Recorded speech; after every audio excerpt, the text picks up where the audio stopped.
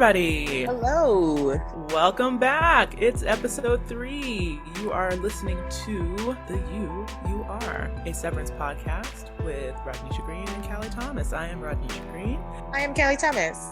And we welcome you back. We are super fans of the show Severance, which is why we are doing this podcast. It is a rewatch for us, but it might be the first time for some of you guys out there. Yes. So we hope that you enjoy listening along as we break things down. We talk about the things that we've noticed. We're theorizing. We're uncovering, unearthing. We're having therapy. We're doing all sorts of things in this podcast, or at least we're trying to. And this is episode 3, is it not, Kali, of the show? Yes. What is the name of our show this week? In Perpetuity. A good title. A good title and a good episode. Mm-hmm. Should we define what perpetuity means? Well, I'm just now thinking about this off the cuff because, there might be some listeners out there who've never heard the word perpetuity. Well, derivative of the word perpetual, right? So, if something is in perpetuity, it means it's forever. So in perpetuity comes from, in this episode, we get to visit the Perpetuity Wing, which is where we keep the history of Lumen and the Egan. Yes, that's true. That's this one comes from, and it's a fun trip. So we're going to do a little episode recap, and then we'll get into the scene-by-scene breakdown. Yes. I'll go ahead and kick us off for that today. We pick up where we left off last week with Petey's dissociation in the shower. He's having a breakdown, nosebleeds, the whole thing. It's not good. Mark clearly hears the distress from the other side of the door, and he reaches out to make sure Petey's doing okay. But Petey seems to be a little more concerned about whether or not they can be seen or heard. He kind of slips into a moment where it's very clear that he's remembering a time from being on the Lumen floor. And Mark has to kind of let him know, like, oh, you're not at Lumen, we're here. That leads us to Mrs. Selvig. We peep over to her house and we see her home is more unkempt than what we see of her office at Lumen, which I found to be an interesting contrast, very opposing of Miss Cobell. And she picks up some of her cookies. Honestly, the one she picks up looks pretty burnt. Starts gnawing on it with her glass of milk and is spying on Mark through the open windows. So aside from the Petey factor, it seems like Miss Selvig has an odd investment in Mark's personal life. So the next day, Mark prepares to head back to work, and he goes down to the basement to check on Petey. He tells Petey that he does not plan to unsever, despite all that he's seen and everything that Petey said. He's like, it's a no for me, dog. So Petey then confides to Mark that at work they used to have kind of a joke about him coming in with red eyes, and they would say that it was an elevator allergy. But Petey says to Mark that he believes that what's going on is that he still carries the hurt down there on the Severance floor as much as he does up here in the outside world. Mark kind of takes that in and then brushes it aside. So now we're at work. Mark is given materials to lead his first department meeting, and Helly arrives and she makes Mark aware of a few things. 1, that he did miss today because he doesn't realize that he's missed today. 2, that she experienced the scary numbers. And 3, that she has officially submitted a resignation request. Mark appears wistful despite Helly's excitement to be gone. Unfortunately, Mark is the one who has to let Helly down by telling her in their meeting that her resignation request was indeed denied. So back at Mark's house, we see that Cobell/Selvig has a key with a big old gold Lumen brass plate on it that apparently is a skeleton key that allows her to access any of the homes, including Mark's. So she just lets herself in. Petey, fortunately, clocks out of his episode, hears the keys, clearly realizes that can't be Mark, and takes off behind something down in the basement. Cobell comes downstairs. She's rifling through Mark's things. She takes a candle from the box that's marked Gemma's belongings, and she confiscates a copy of the book that Mark's brother-in-law and sister dropped off for him called The You Are. She gets an urgent call from Milchek and ceases her impromptu investigation. Back at Lumen, Helly has holed up in the bathroom as Mark attempts to console her. Having been in there for quite a long time, Mark decides to barge on through, and he catches Helly sneaking a message to herself by writing it on her arms. This won't be the last attempt. Cobell arrives at work, and Mark enters asking if he may take the team to the Perpetuity Wing of the floor to inspire Helly. Cobell declines this request in the most unnecessary way possible, which we will talk about. But after that incident, Mark decides he's going to take the team anyway. So, down in the Perpetuity Wing, we are introduced to the Lumen Hall of Legacy dating all the way back to Keir Egan himself. It is eerie. It is creepo. It is the worst kind of wax museum you could ever experience. Terrible. Yeah. But things seem to be going fairly well for what it is. They even have a nice little game of Egan bingo going on. Now, once they are inside the Kier Egan replica home, Mark and Irving have a bit of dissension about upholding the values and morals of the company. They go into a back and forth. He believes they need to instill Helly with a sense of purpose based on the Kier principles. Blah, blah, blah, blah. They're arguing. Helly said, "This is my time. I'm making a break." So she takes off. Now, Helly's going down the halls. Mark chases after her, but she unsuccessfully attempts to breach the Severance barrier. She's trying to push through just enough for her outie self to see the message from her innie self. She cuts her arm trying to break through the glass window. Mark tries to pull her back, but it's not in time for them to not be caught by Mr. Grainer. This time, it will be Helly to take her turn in the break room. A despondent Mark later sits at his desk mulling over his failings and faults of the day as Dylan is the last to leave. He sits in the dark and remembers he has one last task to fulfill, swapping out the new team photos. He one by one changes out Petey's face for Helly's until he gets to the last frame, and upon opening the back, he reveals a crude sketch. No, a map from Petey. And as for Petey, he's still wandering aimlessly around town, and he arrives at a gas station, blood on his hands and clothes. He's disoriented and sick. Mark heads home to find Petey is gone and proceeds to search for him in his car. He follows an ambulance that leads him to the random gas station where Petey is, and he's being escorted out by some law enforcement. He looks at him from his car. Petey looks back. They exchange a knowing glance, and then Petey collapses on the ground. To avoid a run-in, because Mark realizes that this is indeed a situation, he just ghosts without saying anything. In a panic, gets back in his car, goes all the way back to his home. He bolts down to the basement, removes any and all traces of Petey's presence, and as he heads back upstairs to try to resume his life, he hears a gentle vibration, and it traces to a phone, Petey's phone, that has been left behind under Mark's futon. And that is a brief summary of this episode. They just get more and more complicated, these episodes. I don't know that they'll be any briefer than that. But before we get into scene by scene breakdowns, at this point in this episode, we only have one new guest star character, and this is Natalie, who is some sort of assistant mouthpiece. We'll get into that. Played by Sydney Cole Alexander. And there's another writer on this episode, Andrew Colville. I'm sure they had to bring in a third because, again, there's so much happening. So let's get into it with our scene by scene. All right, start us off, Kali. Where are we starting with this one?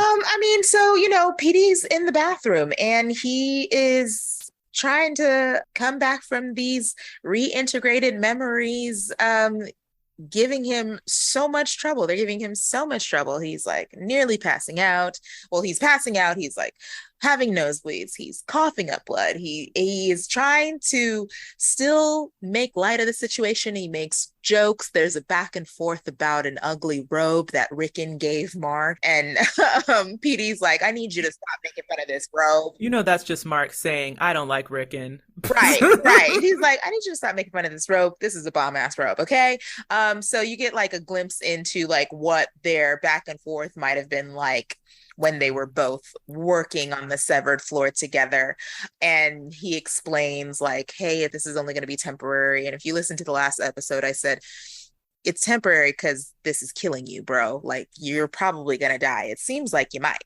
So in this scene too, we also realize he's still having some reintegration moments, and we realize he's not just experiencing them, remembering them, like they're not just like coming to his mind. He's reenacting them. So he has a flash to a conversation that he's having with Mark at Lumen, where he's like, "Man, I even tried Cobell to let us do blah, blah, blah with the Sunset Park file, and she denied that." And so we cut back to the basement, and Outie Mark is like, "What's Sunset Park?" And he's like, "I don't know." So it's clearly not fully reintegrated because he can't remember, but he's just reenacted this Innie scene with Mark in the Outie world. So you know what I took that moment to mean, and it's such a subtle thing, and it could read either way. The way you're saying, which is like, this disorientation has him so messed up that he's like, "I don't know, what are you talking about?" I also took it to mean I actually don't know what Sunset Park is because we're not told what these things mean. That's true. Yeah. So it's like, I don't know. This is just work that we get. I couldn't even begin to explain it to you, you know? But I feel like if he was fully aware that he like switched or something, he might have been like, it was a file we were working on or something. True. He couldn't even answer that much. Oh, just kind of jumping back real quick and then we'll move on. When he does have that memory of having the discussion with Irving and with Mark, it's interesting because they're talking about how they want to have an interdepartmental mixer. Mm-hmm. And Irving's like, I think that it'll be good for the workers. And then Petey's like, good luck with that. I tried to get Cobell to let us have like an interdepartmental mixer or something for the Severance floor. And she basically told us, yeah, when you get all your work done or when you've earned it. Right. So again, it's not for lack of trying that these people aren't trying to make connections and trying to build camaraderie. Right. They literally are just being pushed to the sides. And apparently Sunset Park was a file that they did really great on. So he's kind of like, well, after that, how do we do better than that? Yep. So I just found that interesting that was the memory he kind of jumped to of like, you know, we have tried to mix and mingle. We have asked, we've tried to get permission to see other departments. And I think that'll come into play, especially later when we see a kind of meeting of the minds, so to speak, where the departments are concerned. We'll get to that. Yeah, so we move on. And like we mentioned in the summary, they kind of jump over to Cobell's house to kind of show her end of things as she's being a little peeper. And I just found it so interesting. Cobell at work seems very rigid, very minimalist, very linear, and very focused. And then Selvig, it's almost like alter egos. Like Selvig is just like this hodgepodge grandma, and she's making cookies, and she's kind of messy, and she has collectibles all over her house and wears like grandma robes, and you know, like not the same person at home as she is at work. And so it makes me wonder which one is correct. You know, let's say she isn't severed, or let's say she is severed. Which one is the real one? Is it Mrs. Selvig or is it Cobell? Right, because if she isn't severed, why keep up the act in times where no one else is around in either location, right? If she's more Selvig to the core, why aren't there moments when she's by herself at Lumon where she's more relaxed, and vice versa at home if she's really Mrs. Cobell? I don't know. Because my thought was, if she's Cobell and she just puts on the Mrs. Selvig act for when Mark is around, then yeah, I would have expected her home to pretty much reflect how her job is. Like everything in its place, minimal decor, you know, very black and white, very kind of rigid, much like her workspace is, but it's not. It literally looks like someone's grandma's house. And it's funny because we don't get a view of the whole house. There's just a couple of rooms we see, but you can tell that it is not the same feel or same type of space as the space she has at Lumon. And going back to episode 1, I actually find it funny because when Mark first goes to see Cobell, she had just moved offices. Yeah. So you're thinking you're going to move in, and, you know, Milchuk is all like, oh, it'd be really nice if you just told her how lovely the office is. And you walk into that office and there's nothing there. And it's like, it looks like she just finished setting up. Nothing. So there's no decoration. There's no art on the walls. There's no like nothing. And it stays that way the whole time. So I just find that interesting. Yeah. I did have a note about something that was inside of Selvig's home. See, I'm noticing all these little details now that we're rewatching. There was a piece of wall art. It looked kind of like, what do you call it? Needlepoint? Or it may have been art just made to look like needlepoint. But it said, we must be cut to heal. And I found that very interesting. It's like a mantra. So right. Not the type of thing you would see embroidered. No. Typically. No.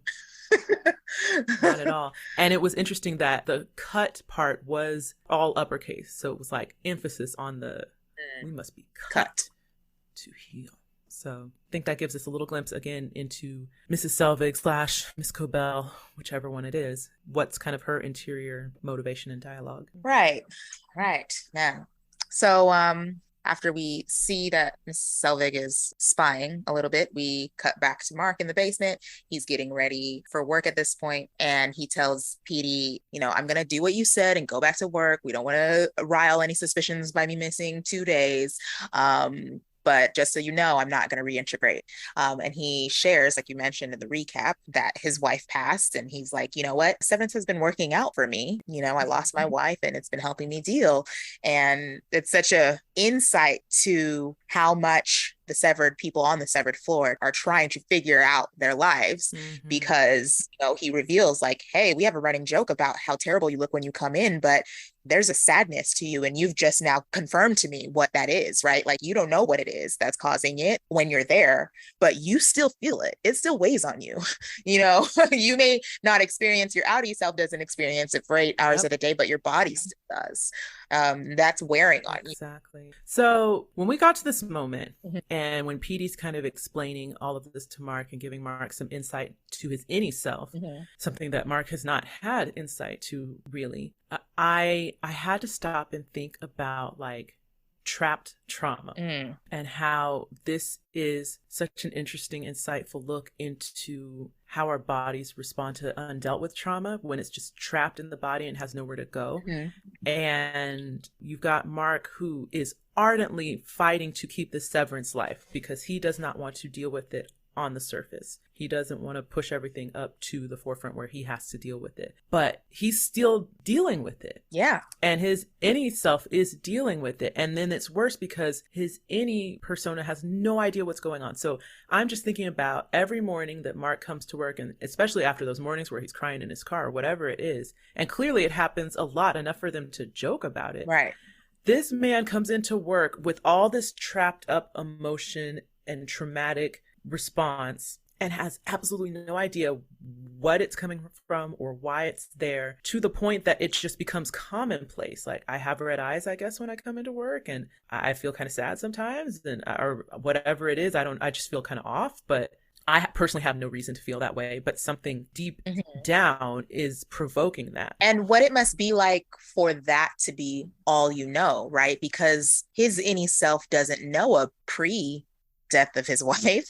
You know what I mean? So, that's why Mark is working there in the first place. So he doesn't have anything else to compare it to other than that peripheral knowledge of the world that they've left intact, of like, people should be happy and don't feel like this all the time. But he doesn't have any more specific information about it. Right. It made me think about, like, again, in our regular everyday lives, how we go around having stuff pushed way, way down. And then all of a sudden it'll come out in moments unexpected. And we're just like, I don't know where that came from, or I don't know why that came from. And it's like, well, because you got some stuff that you just refuse to deal with. And now it's just going to come out. Especially if it's some kind of, ongoing stressor that is not necessarily apparent, right? Like, a lot of different things can be causing you stress, and then it compounds, and then something breaks, and that's when you realize it's been wrecking your body. And I think that, the Innie is that trapped, like, unknown stress, because he is not aware of the cause. Certain things are making him recognize it here and there, like the red eyes, right. And it gives, again, I think the connection you made, I don't remember if it was the first episode or the second episode now, but you made a connection earlier about like, second episode, maybe this is why he's so upset about Petey, because his body is grieving a loss that he isn't aware of. And now he is aware of a new loss. And it's like, whoa, I have a face to the name kind of a thing. Yep. Anyway, I just wanted to take a moment to do a little psychological assessment of that moment, because I do think that it is pointing to how we can tend to respond to things, severance or no, by just trying to push it aside or trap it down and hope that silencing it will effectively kill it, but very seldom, if ever, does. So, yeah. Lessons learned the hard way. Yeah. And I love how, again, even with Petey bringing it up and telling him to his face, he still is like, no, you're not going to convince me not to do this. I want this. Let me have this. I want to be severed. Just let me have this. So it's like, even when he's confronted with the reality of like, hey, dude, I think when you're at work, you're just as sad as you are here. And if you're thinking that you get a reprieve, your body isn't getting the reprieve you think it is. Yeah, he's just kind of like, that's an interesting thought, but I'm not going to entertain that, because, it's that cognitive dissonance at that point, because it's like, okay, everything that I thought was happening, everything that made me think this was a good decision, now you're trying to chip away at that. I don't know why I can't have that.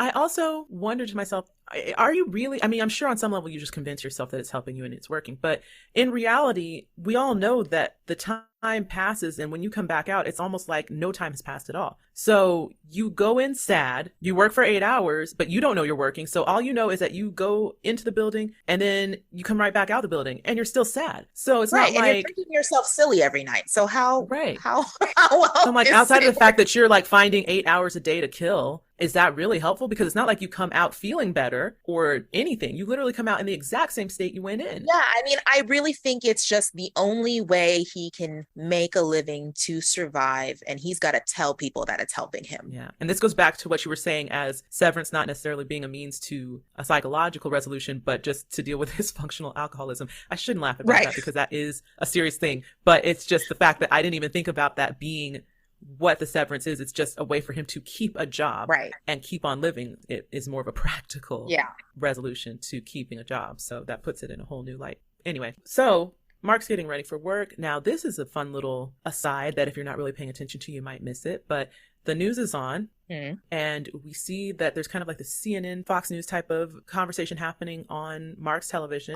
And we get a glimpse of a woman named Natalie, who will come back later in this episode. And she's having a debate with another newscaster. And they are discussing the cons of severance. Like the ethics of it.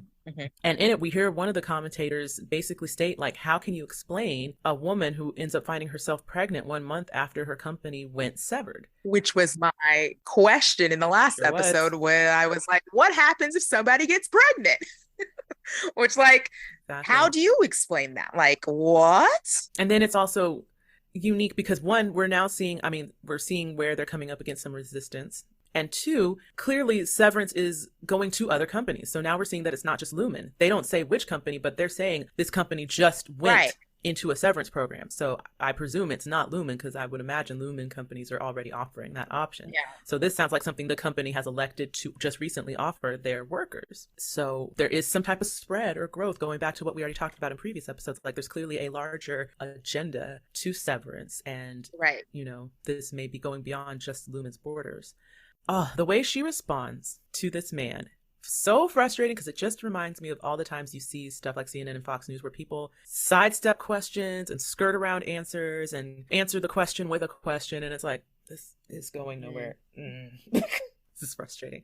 Right. And it's just all the, like, you know, this is a choice. You're making it seem like it's involuntary. And it's like, no, these people are choosing to do this, is, you know, her response. Or once again, going back to core principle number 1, gaslight, gaslight, gaslight. When he asks that question, she was like, well, first I would say this person should actually identify herself, if she even exists. And it's like, like, oh, it's frustrating. And then she's like, secondly, she should, you know, basically putting it all on this person who, I'm sure for various different reasons, would not want to identify themselves, would not want to make it known who they are. But it's just that gaslighting all over again. If they really are pregnant, and if they really exist, and if they really are severed, she's just sidestepping left and right. I was just like, that's frustrating. But anyway, we'll see Natalie a little bit later. We'll come back to her. So after that, Mrs. Selvig creates a fake excuse to run into Mark again as he's leaving for work. She's de-icing her steps. Oh, Mark, I'm so sorry for all the racket. I'm de-icing you know, and it's just, I think, to confirm that he's actually going to work again. Like, she wants to see and have an interaction, like, off to work again, are we? Just to make sure, you know, because I plan to go snooping later, you know. And then we get into Mark getting to work and realizing, his inning self realizing that he's missed a day. So he starts getting filled in on what's happened, and that Helly has successfully corralled the scary numbers while he was gone. I think he's a little disappointed to have missed that, because he's the new department chief. He was supposed to be the one to guide her through that, and he wasn't there for that. Not only that he missed it, but then Irving is giving Dylan all this commendation for guiding her through it. So it's almost like a slap to the face of, like, oh, well, you couldn't get her there, but Dylan, oh, he was remarkable in training Helly in your absence, and really guided her into da-da-da. And of course, the last thing we see of Mark in the office is him already feeling a sense of disappointment for Helly getting, you know, now I'm trying to remember back an episode. Oh, well, I think before his announcements, he is sad when Helly says, that's okay, there it is, that she submitted her resignation, because he's like, the expectation is that, oh, once you understand the job, you'll start to feel more at home here. And he's like, you did the numbers yesterday? And she's like, oh, you know these numbers? Like, I still don't want to work here.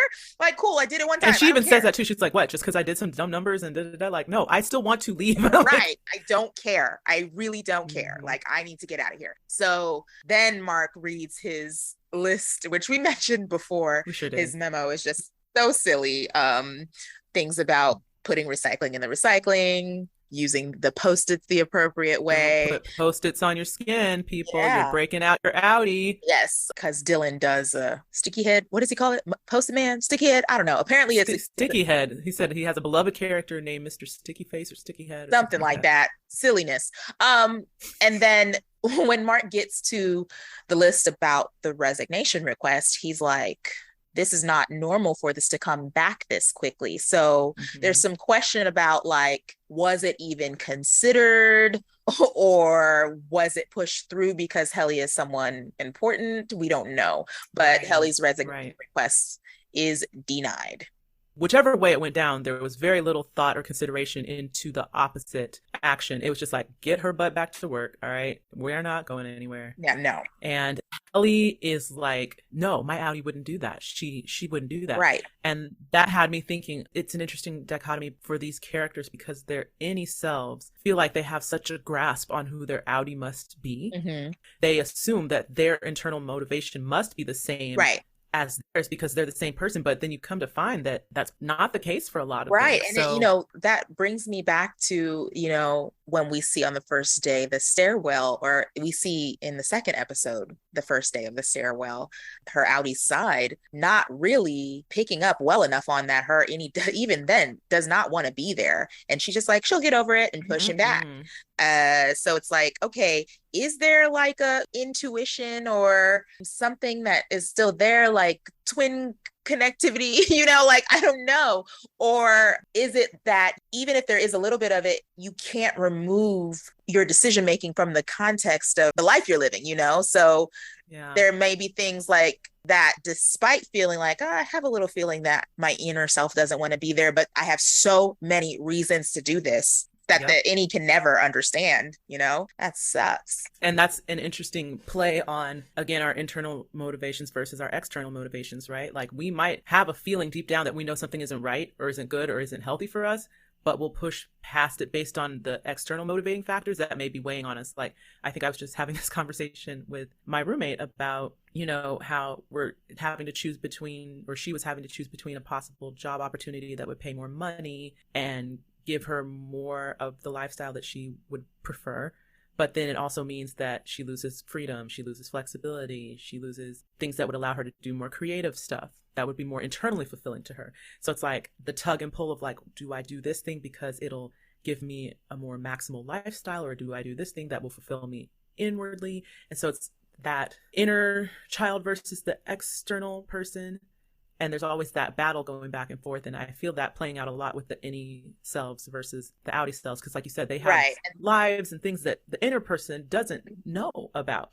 There could be factors family-based, factors monetary-based, factors health-based, who knows what. And they're like, I got to stick this out. I got to be here. You got to do this job. And so Severance aside, that's, again, something that we tell ourselves even in our daily lives with the jobs that we have a lot of times. Right. But the difference is we, in our daily lives, have all of the information. And, you know, the average person is considering their feelings and the practicality of the possible choices and all of the factors that lead into it. And so the Audi is doing all this decision-making for the Innie. And, you know, Mark says in the first episode at one point when Helly's like, I don't have a choice. And he says, you know, every time you find yourself here, you chose to come it's back. because you chose to come back. And it's like, the longer you're severed, the less that seems true, because it's just the more experiences your Audi has without you, the more separate a person you guys are. So it's like, no, I'm not making that decision. And truly, the Audi is not making an informed decision because the Audi also doesn't know what the Innie is experiencing. So I kind of just contradicted myself with what I said earlier, because they don't have all the information. So, they have all the outside information. Yes, everyone has their own set of information. Well, and it makes me wonder why. I understand why they don't allow the Innies to communicate with the Audis, but it makes me wonder why they don't have the Audis communicate with the Innies more. True. I feel like all of the Audis are motivated to keep doing this for whatever their individual reasons are. Give your Innie some insight, and maybe they won't be trying to get out, because we know at this point that Petey has tried to resign and Mark has tried to resign before Helly too. And they make it seem like it's a, yeah, we all have kind of thing, even though we don't get confirmation if Dylan or Irving has done it. But it's like, clearly this is something you maybe not expect to happen, but you know is a very big possibility to happen. So why not try to do something to avoid it and build that bridge, you know, between the two so that they have a little more information as to why they're there. There will definitely be episodes down the road that I think get a little more into that. I think that makes sense, even if it were on some kind of vague information level of like, you know, hello, Innie, Helly, I'm denying this resignation request. There are external factors in my world that preclude me from being able to quit this job. Right. Or even before they get to that point, though, I'm talking about like proactively. So in that intro video, instead of them reading a form letter, or maybe part of it is, hey, this is why I chose. Like they're being told that they made this choice of their own free will, but they don't get a why, you know? And that's what Helly is repeatedly asking, like, why am I here? Yeah. Why are you guys here? Why are you guys okay with this? I am not okay with this. The only thing I can think, and you know, we won't know for sure unless they tell us. The only thing I can think is that, again, they want these people to be like drones. We don't want you to have motivations beyond Lumen. We want you to eat, sleep, breathe Lumen. We don't want you to know that you might have a this and a that out in the world, that you have a this or a situation or a person or whatever.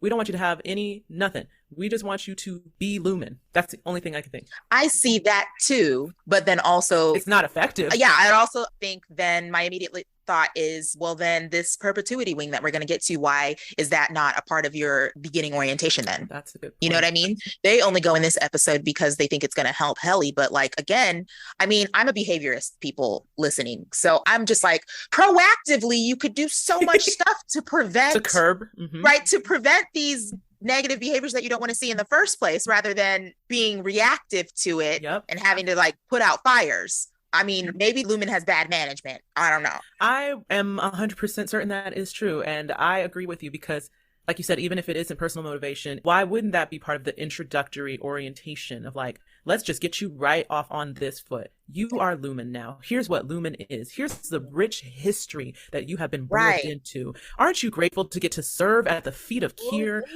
Yeah. We help people. We do this. We do that. Yay, you're part of a great team. I don't know. We need to go work for Lumen. We need to get severed and then go be consultants. But anyway, we spent a long time on that. I did have one more, just an unimportant question about this. Sure. At this point, we've seen that Mr. Milchek loves to take photos on a very old school camera. Where did these pictures go? I had the same question. I thought maybe they go to some place before we get to see the Perpetuity Wing. It seems like that would be the perfect place for them. True. Getting back on track. Yes. We see Mark's sister and Rickon drive up to the house. Now, obviously it's work days and they're coming up in the, you know, early in the day, and it looks like they're trying to drop off something. And guess what it is? Apparently a gift copy of Rickon's new book. Now, we don't see much about the book yet because, again, it is wrapped in gifts. But wrapped up. Rickon seems very excited to get this book to Mark. Yes. It is an early edition. He wants Mark to be one of the first people to read it, which I find so funny because I'm like, why do you care if Mark reads it? Because he knows deep down that Mark can't stand him. Yeah. He wants Mark's approval. He does. Very much so. And the way he's talking to his wife, or I don't know if they're married, but his partner, about it in the car, he's just like, do you think he's gonna, should I put it in front of the door or the side of the door? Oh, babe, this is perfect. And she's just like, I gotta pee. Right. Can we do this and get gone? Right. Like, I'm pregnant. I'm annoyed. He's like, oh my God, I hope he comes home early. She's like, you know, he won't. Like, you know, his job. Like, what is this conversation? He seems so put off, but in the most loving way. Like, yes, babe. Yeah, that's great, babe. I gotta pee. So, you know, make a choice and let's go. Speaking of, when he says, like, I hope he comes home early, and she's like, he's definitely not. I had the question of what happens if you get sick at work at Lumen? Do they send you home? Do they put you in a room somewhere until it's 5 o'clock? Oh. Do you get a sick pass? Do you get a doctor's note? What happens? Because I'm like, it's one thing to get sick at home and call in, but what if you get sick at work? You wouldn't want your whole MDR department getting contaminated with a virus, right? I don't know. Yeah. Maybe they put him in a hole somewhere until the end of the day. I mean, in a room, you know what I mean. Well, go to the break room. Like what, for being sick? Yep, go to the break room.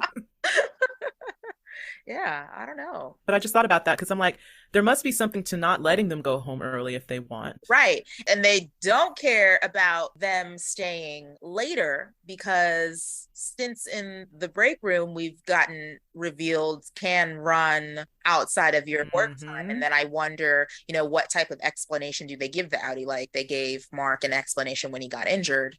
They must have an explanation where you get out and now it's 6:30 instead of 5:15. That opens even more questions for me, but right. We can't go there. We don't have the time. But yeah, I just, when she said that made me think, well, now wait a minute, what does happen in those situations? I guess we'll never know. But I would be hard pressed to believe that they would actually send someone home, even if they're sick. But I also can't imagine that they would let them just keep working in the environment with other people and risk them getting sick. Right. So, well, they have a bunch of unused offices. So maybe they... Oh, that's true. Maybe that glass office we saw is where sick people go to work. Like, you'll finish up the day in here. In there, and we will watch you. That's why it's glass. And when Mr. Granger comes in his hazmat suit, you can go home. That's terrible. Oh, man. So aside from that, they leave. And as soon as they leave, Mrs. Selvig / Cobell pops outside her little duplex after she done faked, melting snow on the sidewalk with her hairdryer. And she pops next door to go check out Mark's place. Homegirl has a key. Yes. Well, she picks up the book like, I'm going to put this in my bag. So she's a thief.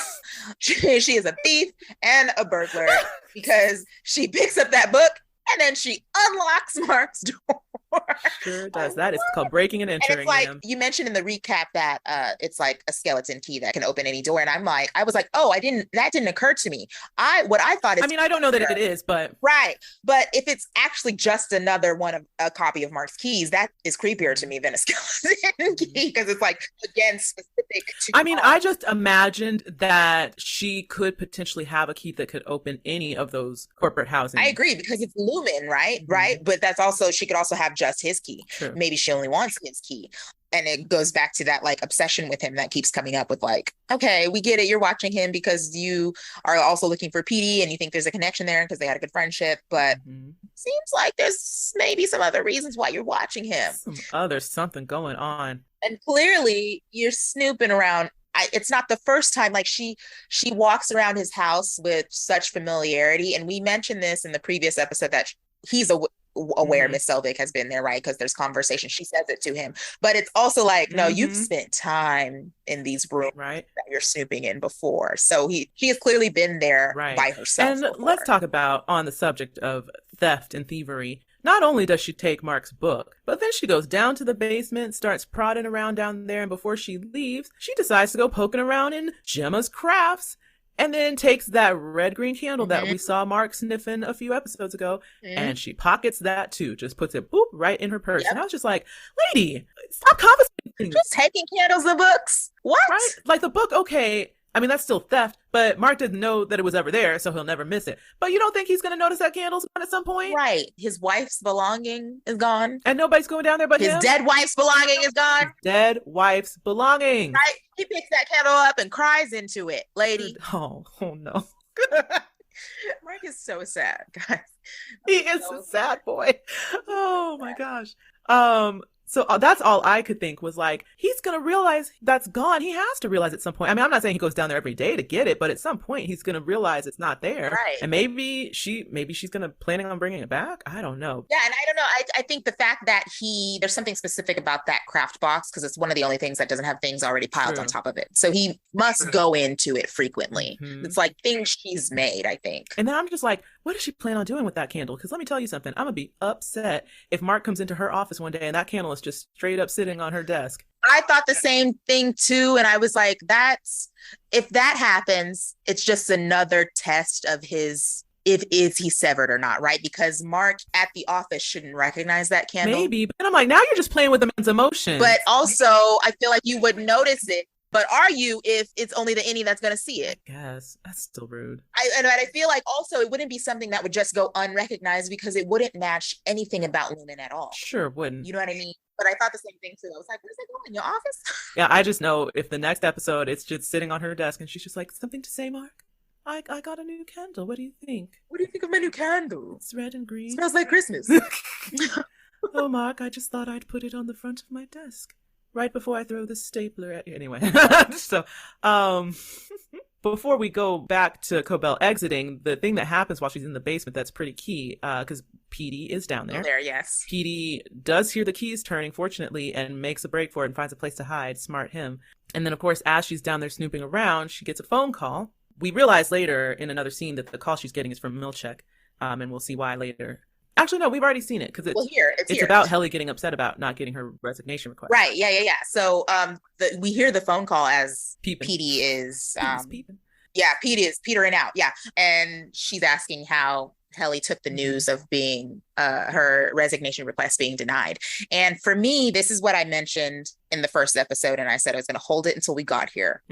This is one of those things that is so huge, so apparent, that I cannot believe that I didn't remember it from my first watch.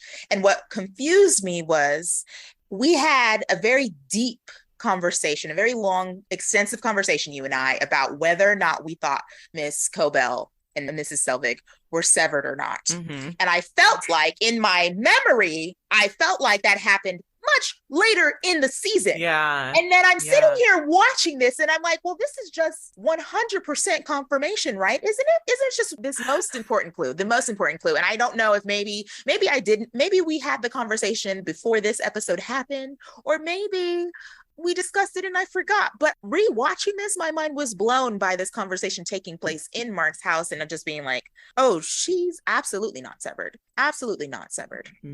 There's no way. There's no way she is. Right. And all the other things that point to she might be like the differences in the characters and like why she's putting on. But maybe she's just a method actor. Right. Maybe like when she's home, she's got Mrs. Selvig the entire time, or just so she makes sure she doesn't break and reveal anything about Miss Cobell. You know what I mean? Like maybe that's it. I don't know. But like this phone call makes me think for sure she's not severed. Maybe we'll find out in a later episode that she has like her own personal severance button where when she wants to be Mrs. Selvig, she can just boop boop. And then when she needs to be Cobell, she can boop boop. That would be wild. I don't know if that's going to happen, but I'm just like, the switch is so decisive and sharp that it seems like two other people. But like you said, in this moment, it's very evident like, oh no, she is Cobell. Like she's up in this man's house. She knew exactly where to go. She knew exactly what to look for. She clearly, when she was Selvig, was watching that basement. So she knew to go straight down to that basement. So it's like, oh yeah, no. But again, it does make you wonder, unless she just has her own little like on-off switch in her brain, because they seem like two totally different people. And we'll see if that comes back later. But yeah, it's definitely evident in this scene. And then this is the reveal, at least in world, that Selvig and Cobell are the same. Now, we obviously know that they are as viewers, but no one in world has seen one as the other. Right. And so Petey sees her on the phone and instantly gets the glimpse of her in her office on the phone and realizes Selvig is Cobell. Right. They are the same, and knows to get up out of there ASAP. So he hightails it upstairs in just a robe and house shoes. And I mean, he doesn't know. He knows. He was told, oh, my neighbor, Mrs. Selvig. He didn't see what she looked like at that point. So that's true. So he doesn't necessarily know might not know, right, that she's Selvig. He just knows, like, he's probably just like, I knew they were after me. You know, they're Cobell has the key. She's checking his house. Yeah, and probably doesn't realize maybe she looks different because it's a disguise. True. Like, I don't know. True. That's true, because he didn't see her as Selvig. So yeah, Petey takes off. Now here's my thought. Petey, why did you go outside? Because then he effectively gets locked out of the house. Right. Well, I mean, he's terrified, right? I know, but you can go in a room or trying to get away. He doesn't want to risk that she's going to find him in a corner somewhere, because where else can he go? But I mean, I get it, but I guess just in the moment, I guess it's fight or flight. Yeah, and also he's only been in the basement, right? So when you're disoriented, this is a fight or flight thing. You go for the way you came in, typically. And so he just bolts for the front door. He hasn't been in like a bedroom or a bathroom or anything else upstairs. He went in the same way he came out. I just got real sad when I realized that. I was like, oh no, Petey, not outside. She's got the key. How are you going to get back in? And then you got to wait 8 hours before Mark comes home. What are you going to do? You're not going to make it, Petey. You're dying. Right? You are dying. So Petey is locked out. He's out in the snow. And then, of course, him starts having the switches in the brain and the unraveling, and the yarns aren't going back together. And then, which I thought this was, again, very nice visual storytelling and imagery. He's outside in the snow where everything is all white, and then it instantly connects him back to being in the White Halls. And that's what gets him on this path to wandering, because he instantly looks down at his map and he's just trying to follow the map of the building. that he thinks he's in, but really he's just wandering outside in the snow. And I was like, oh. Right. And I believe we forgot to mention this in the previous episode. So this map that he has in his hand, we know you cannot take anything written out of the Severance and put it to be written, right? So this is something that he is done from memory. And the first time we see the map is in the greenhouse in the previous episode, where Mark comes to him and he scribbles this map from memory on something in the greenhouse, and then he tells Mark, I left you one too at the office. And so now he has a map in his hand, so he's in his like fever dreams in the basement drawn another one, because he didn't have a paper one with him before. So who knows how accurate this map is anymore. I mean, it's clearly not accurate to where he actually is, but he starts following it because he now, like you said, because of the snow, he now thinks he's back in the office. The details definitely get lost. But then he also was in the middle of working on it when Cobell came downstairs. Right. Yeah, so it wasn't finished. All he kind of got drawn out were like the maze like hallways. Right. But not any of his like labels that he had put on it. So I just felt bad. I was like, oh no, not the snow. And you're in a house coat. You're not even properly layered up. Honestly, I don't know how he didn't die of hypothermia. Because he's just wandering. Also, this town must really be deserted, or everyone is truly at work, just on campus, not out and about, because nobody saw this man wandering around in the snow the whole day. He was wandering all day. It was all day, but it definitely seems like Mark's little development is a ways away from anything else. I guess that's like true. It's just highway and trees until you get to his little suburbia. But I assumed that he was on a highway for a very long time before he gets to where he gets to at the end of the episode. Nobody drove by. I just am like, I keep hitting this. Yeah, thing. I don't know. Or maybe they did. You know, people. You see someone stumbling on the street, like it's just the times we live in. We can't afford to pull over and be like, "Are you okay?" It might be a slash. True. I guess if nothing else, I would just think in a small town like that, especially, that it would be abnormal to see a man wandering around in robe, and he's an older looking man. I mean, he's not like elderly, but he's older. Right. So you would think someone would have at least called the police to be like, hey, there's a guy wandering in his robe. Can somebody? Or like there's a drunk man, maybe he doesn't seem like a lost, person suffering from dementia. Maybe he seems like this bum. He needs to go home and sleep it off. You know what I mean? Which you wouldn't call the cops for. Oh, well, I guess there's just no helping Petey in the situation. He's just going to wander for a bit. Yeah, poor Petey. Anyway, we get back to work, and Helly has not taken the news of her request being denied very well. In fact, she has holed up in the bathroom. And Mark's trying to be the doting department chief that he has been. He's trying to console, and he's trying to, give her something to hope for. And then he's realizing, like, wait, you've been in there for a while. Like a while. Right. I think I'm gonna come in now. And she's like, no, I'm naked, or like coming up with stuff. I'm decent. Right. He's like, no, I'm gonna put on whatever you need to put on or whatever, because I'm coming in. And he busts through the door, and sure enough, the homegirl must have Sharpies in her bra. Like she definitely didn't take off into the bathroom with anything in her hand, because she was just at her desk. So I'm like, when did she get that Sharpie? Did she just stuff them inside just in case she needs to write it? Yeah, she probably put it down her skirt. She's in there drawing on herself in the mirror, gets busted. Trying to get that. And Mark's all like, code detectors work on skin. And she's like, well, what? These are just random symbols. And he's like, yeah, put your arms together. And she's just like, fine. Yeah. Like, it says, let me out, when she puts her arms like this. And he's just like, nice try. I tried that already. They can read that. And at this point, Mark comes out. I feel like Helly still doesn't believe him either. She's like, okay, but he gets a little forceful with her, like, wash your arms and get back out here. Like, cut it out. Yeah. Cut out the shenanigans. And I think he realizes too in that moment too, like, the only way you're gonna hear me is for me to get forceful. Like, I've tried being nice. I've tried to be like easygoing and patient, but you just keep pressing it. And I'm telling you, it's not gonna work. So just wash your hands, wash your arms, get outside. Let's get back to work. And this was another thing that I noted, and there's no answer for it yet, but he mentions to her, do you want them to use the bad soap? Right. And she's like, what the hell is the bad soap? And then he doesn't get a chance to explain it, but he like whispers it, like, you don't want them to use the bad soap. And so I don't know what the bad soap is. I don't know what it means. It immediately makes me think of like when your grandparents made you wash your mouth out with soap, but I feel like it's that times 20. It's like, whatever the Lumen version of that is. Does this soap burn your skin off? Like, I don't know. But, and we'll get into this down the road, but there is a companion piece that came out during season 1 that correlates to the series. And there is some mentions of soap in that companion piece. And I've been wondering for a while since I read that when it came out, what is the soap about? Does the soap have like mind control things, or does it do like, I've been really trying to figure out the soap. And then I remember like seeing a specifically branded Lumen soap, like even when they talked about him filling up the soap dispenser, they said like, make sure you fill it with the Lumen soap. So I was like, what's in the Lumen soap? What does it do? Does it help make you compliant and agreeable? Like, is it something like that? I've been on this soap thing for a while, much like you were with the totes last episode. I have been trying to figure out the soap for a while, and I'm hoping as we do more deep diving from episode to episode, maybe something else will come up, or once we get into the episode we do for the companion piece, maybe something will reveal itself about the dang soap. But it's got to be some kind of punishment, but it can't be permanent, right? Because they can't have permanent things, or it affects how do you explain like skin burns or lacerations or so whatever? like maybe it just makes you like super itchy for a couple hours. I don't know. See, I'm thinking it does something to your head. I don't know. Or maybe they just waterboard you with soap. I don't know.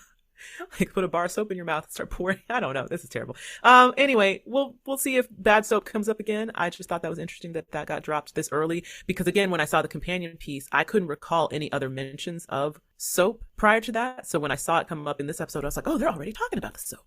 I gotta figure out what's going on with this soap. So we shall see. Anyway, Helly gets it together. She washes her arms and comes back out the bathroom. And that is when, well, actually, it's while she's still in the bathroom that Irving decides to pull Mark aside to be like, here's the real Mark, okay? This girl needs purpose. This girl needs a reason, okay? And we are going to give it to her in the Perpetuity Wing. I think it's time to go to the Perpetuity Wing. This is the first we hear of the Perpetuity Wing. This is another section of the floor. We keep finding out more tidbits about parts of the Severance floor that exist. So the Perpetuity Wing, which we will get into in more detail, is apparently holds the Lumen history. And this is clearly like a shrine type place to Irving. So he thinks, if it's good enough for me, it's going to be good enough for her. This is what's going to give her her reason. And Irving makes a really good quote, and I don't know if I have it on here in my notes. He basically talks about how, Helly is a blank slate. She's a blank canvas. She doesn't have any history, and people without history can't move forward. But it was a very interesting quote that I kind of was like, man, on a deeper level, that resonates. People without history, people without knowledge of who they are or what they stem from really are directionless, and they need something to kind of latch onto and graft into. So I'm like, okay, Irving, you're on the right track, wrong medium. Right track, wrong medium. I don't think this is what we want to latch into. Right. It's like this Perpetuity Wing, probably not the purpose and the history that Helly is looking for. No, not at all. Not at all. But he thinks it's going to be the solution, so we shall see. In lieu of that, Cobell finally arrives at work. She comes in asking for Seth. So we now know that is Mr. Milchek's first name. Yes. Seth Milchek. And she has the book confiscated from Mark's home. She gives it to Milchek, tells him to check it for any type of notes or any type of codes or things. Yeah. And Milchek's like, lucky me, I get to read. She's like, she doesn't even know it's a book at this point. She just gives it to him. He opens it. No. Oh, Rickon's 5th book.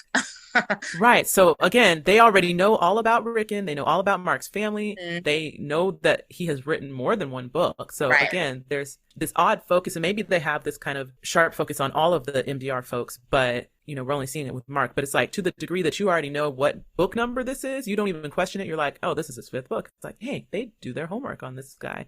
And yeah, Milchek definitely doesn't look excited to dig into the UUR. And we finally see the title of Rickon's book, which also is the inspiration for our podcast. And the cover of this book looks like every guru-centric, self-helpy, we're going to open up your third eye, blah, blah, blah type of book. It's got like the flames behind and the red and yellow, like halo, and everything cheeseball a self-help book could be. But again, it tracks for what we've already witnessed of Rickon and his crew, where they just think they have all these hidden wisdoms that they've got to share with the world. It is their responsibility, or Rickon at least feels like it's his responsibility, to illuminate the world with his hidden wisdoms. And we'll see how wise Rickon really is.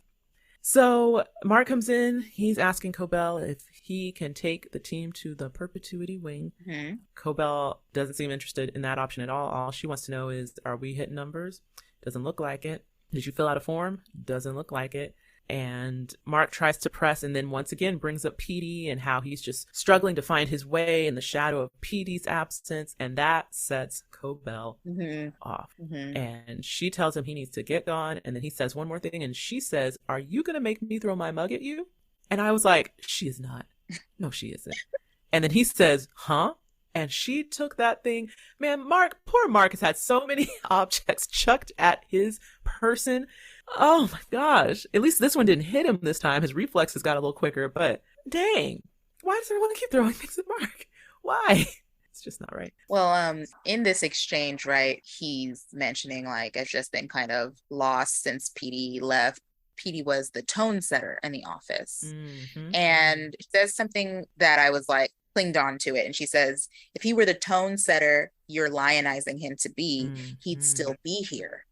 And my thought again goes back to like, why are people not trusting their gut instincts? Right. And I was like, Petey and Mark were close friends. Mark knows, at least Innie versions, Mark knows Petey better than Miss Cobell does. If he was the tone setter and he left inexplicably, I feel like your gut response needs to be, you need to figure out how to get the fuck out of there. He's still setting the tone. It's leave. The tone is you need to leave. The tone is get out. Right? No, it's not that maybe he wasn't the leader I thought he was. Nah, he's still trying to lead you guys out of there. Right. That was interesting. But again, Lumen default, let's just gaslight him. She literally is like, "Oh, you think your hero's so great? If he were so great, he'd still be here with you, wouldn't he? Where is he? Yeah. He ain't here." So they want to do what they can to get Petey off axis, out of people's minds. They're like, he's not great. He's gone. Move on. You're in charge now. Forget it. And he can't shake it. But you're right. The instinct and the fact that he is a tone setter and a leader should, and I think internally it does give him a clue of like, this probably shouldn't be where I am. But again, as the Innie, he doesn't know what to do. So I feel like in some ways him saying like Petey would set the tone and he led the way is him saying, I don't know how to do this without Petey. Like I know things aren't right, but I don't know how to fix it. I don't know how to change it. I don't know how to shift it. Like I don't have the instinct that Petey had to seek out answers and get the truth. I just know things aren't right and I don't know what to do. Well, yeah. And like another thing, when he first asks about the Perpetuity Wing, he's like, Irving thought I should take Helly to the Perpetuity Wing. And Miss Cobell is like, well, it's a good thing I made Irving the department chief. He's like, oh, well, I think, you know, and it's just like another sign that like, he ain't cut out for this. No. He is not a chief. He is not department chief material. Yeah, Mark. Well, Cobell has said no. Mark leaves somewhat deflated and defeated, comes back to find Helly yet again trying to sneak some code, only this time she's going the internal route. Dylan and Irving are going back and forth about nonsense again. She decides to write a little message on a post-it, roll it up, put it in a pin cap, seal it up, break off the pin cap clip, and she's going to swallow it like a pill and I guess poop it out later. Like, hope it makes it through the digestive process. And right as she's about to take a swallow, Mark comes in and he's just like, give it. See? Right. And not only just give it, but he gives her the lowdown of like, I'm going to lay this out for you one by one. Code detectors work internally. Okay. Number one. Number two, if you lie and try to say you don't have anything in you, Mr. Milchick is going to be the one who has to extract it. Okay. Number three, if you lie again and try to tell him that it happened too soon or too long ago for anything to be retrieved, he's just going to start poking around from each end until he finds what he's looking for. Yeah. He's like, I cannot recommend enough that you be honest about when you swallowed it, because you don't want him searching for it from the wrong end, which is terrifying. Yeah. And again, makes me feel like Mark has already tried this. Not just like that it's like a, hey, there's been rumors that this will happen and you don't want to get that far, but like, yeah, Milchick was like fist deep in my ass trying to get this thing, you know? I don't know. Like that's what I Well, not even just that. He rammed his fist down my throat first. Right? Tried to make me vomit. And then realized, oh, nope, it's too far down. Let's go to the other end. Yeah, I do think, and again, Mark's been there 2 years, so maybe that first year was a real rough year. And then year two, he was like, all right, let me just be model citizen because I've been through way too much. Yeah. And it's not getting any better. He said that statement from a place of knowing, not just I heard a rumor. It's like, no, I'm telling you right now. You don't want to go there. Don't. And it's apparently compelling enough for Helly to spit it out. So she does. And it's in that moment that Mark makes the decision of his own accord to take everybody to the Perpetuity Wing. So he gets the team together. They go head down. They grab their totes. apparently. Irving grabs the tote At that I least didn't Irving realize I have to does. go back and watch for this tote.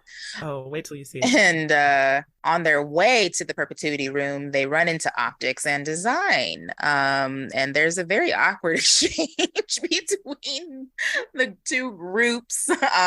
O&D, remember, is Bert, and he mentions that he's a two-person team. So we see his other team member, and they do some awkward introductions. And Dylan is just very, very forthcoming with his hatred of O&D. Like, man, those people are weirdos. He's like, what are you He's guys super doing? You guys never antagonistic. leave your hole. And they're coming back from a team building exercise that they've done in another wing.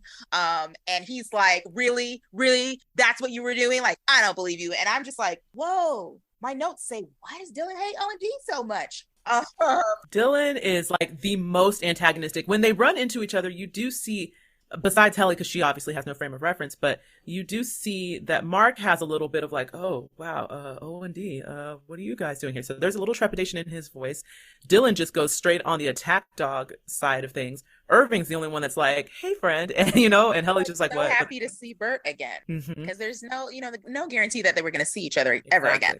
Well, I mean, he's been there 3 years and never seen him. So yeah. So he's like, oh, Bert, it's you. Exactly. And, they in their exchange, and there's some stolen glances again. Bert kind of half winks at him as they walk by, like, gotta get back. And then, the rest of MDR starts heading down the hallway, and Bert's kind of lingering, watching. Irving lingering, kind of watching Bert walk away. Oh, so cute. So it's definitely at this point that it's like, oh, this is more than a buddy. Like, you don't just watch friends walk away. I'm just saying, or half wink at friends when you're making little like flirty comments. So yeah, for sure. By this episode, I was like, oh, they're definitely gonna make them a thing. Okay, all right. So yeah, the two keep on their paths and keep moving. And even as they're leaving, Dylan still has something to say about their eggs looking like crap or something. I'm like, homie, the exchange is over. Just keep it moving. Why are you so mad? And then as they continue down the hall, that comes up of like, what's the deal with O&D?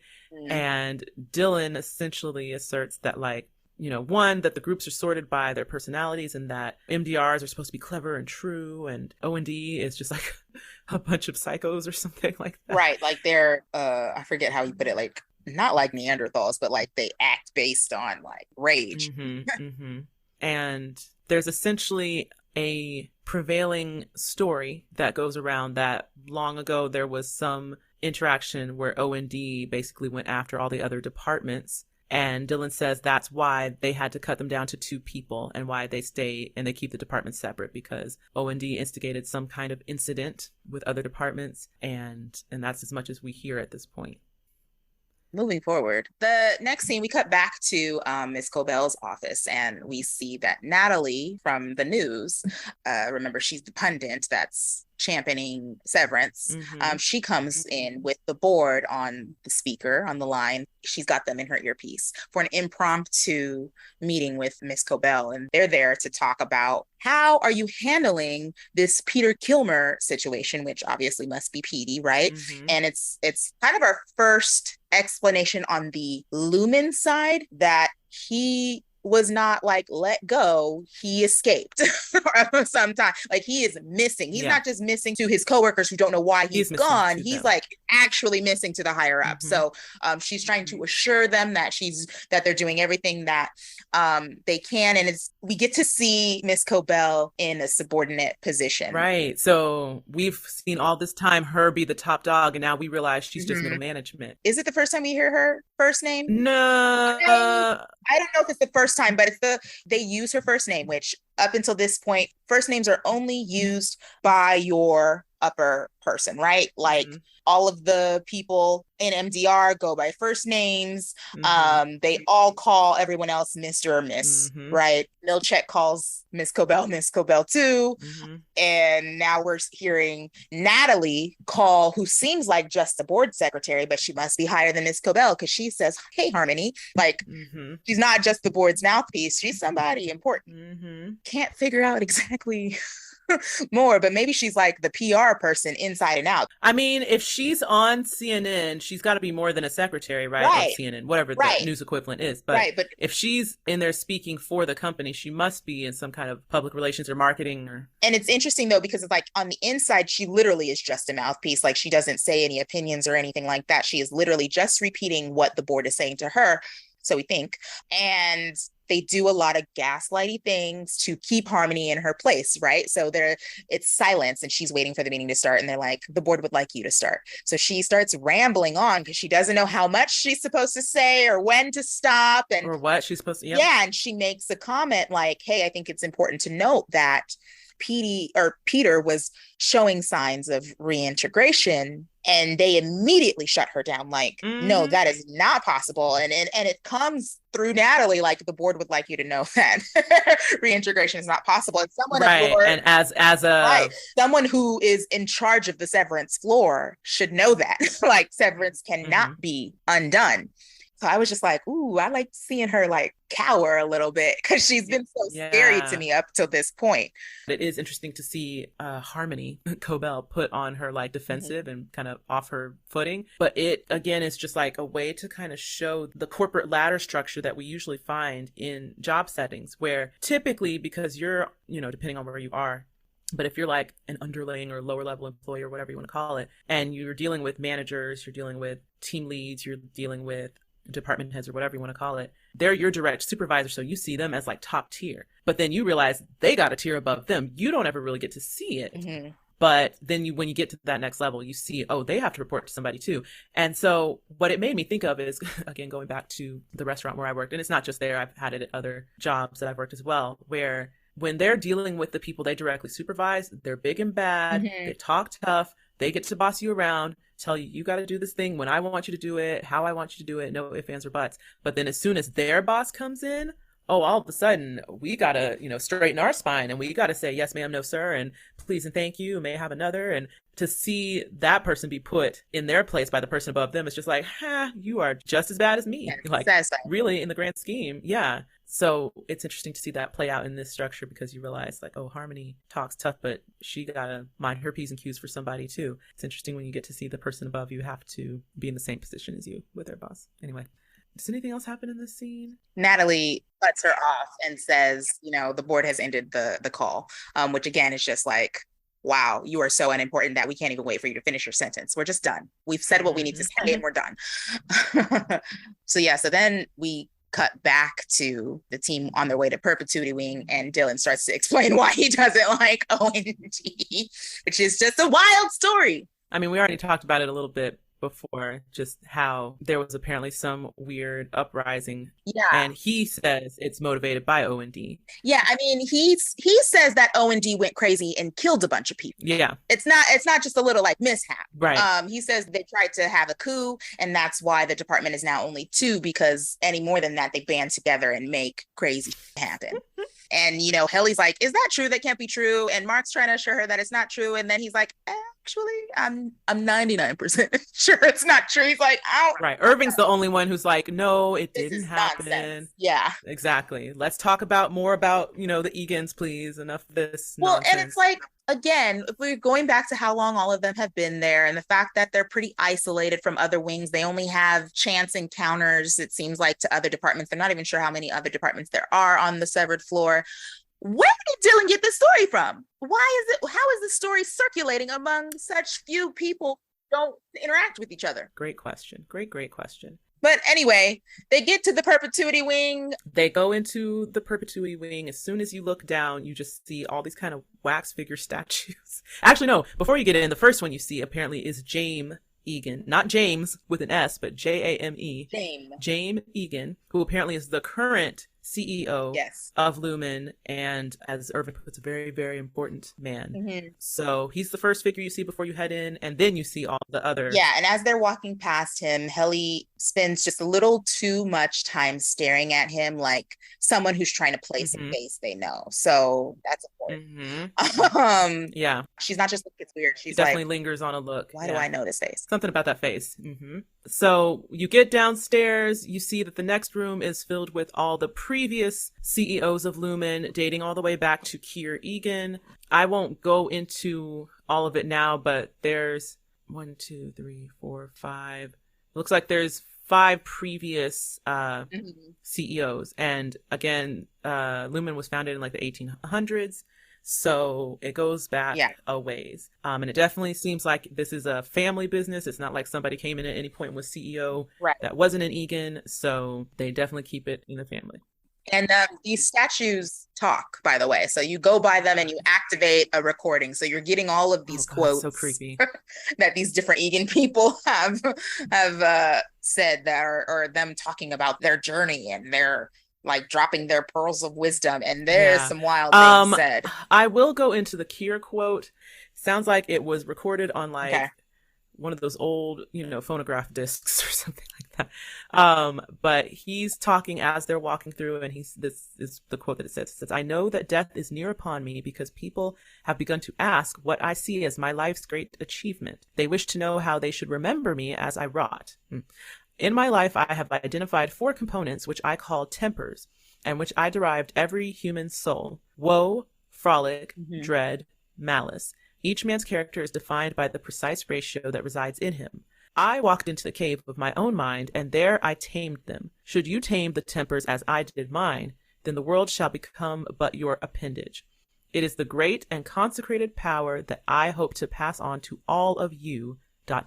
my children." Now, see, my first thought, and I wrote down the 4 tempers as well.